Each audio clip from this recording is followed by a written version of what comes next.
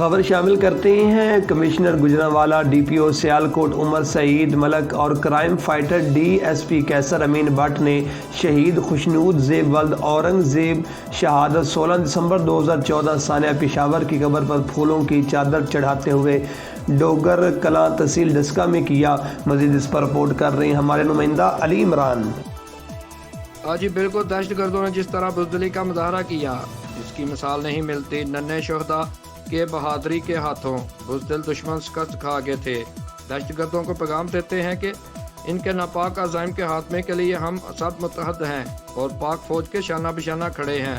دہشت گردوں نے مستقبل کے معماروں کو نشانہ بنا کر وطن عزیز کو توڑنے کی بھرپور کوشش کی، لیکن ملک بھر میں جاری تعلیمی سرگرمیاں ملک دشمن کو پیغام دے رہی ہیں کہ قوم کا حوصلہ ہمالیہ کے پہاڑوں سے بھی بلند ہے۔ سانحہ میں ملک کے ننھے معصوم بچوں اور اساتذہ کو بڑی بے دردی سے شہید کیا گیا تھا۔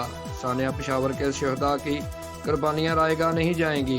شہداء کی دی جانے والی قربانیوں کے باعث ملک میں دہشت گردوں کے واقعات میں نمایاں کمی ہوئی ہے۔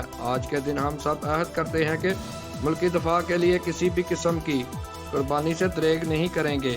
شہداء پشاور کے لواحقین کی خدمت میں دلی تعزیت پیش کرتے ہیں اور شہداء کو سلام پیش کرتے ہیں۔ ان خیالات کا اظہار کمشنر گجرانوالہ، ڈی پی او سیالکوٹ عمر ملک سعید اور crime fighter D S P کیسر امین بٹ نے شہید خشنود زیب ولد اورنگ زیب شہادت 16 دسمبر 2014 سانحہ پشاور کی قبر پر پھولوں کی چادر چڑھاتے ہوئے ڈوگری کلاں تحصیل ڈسکہ میں کیا گیا۔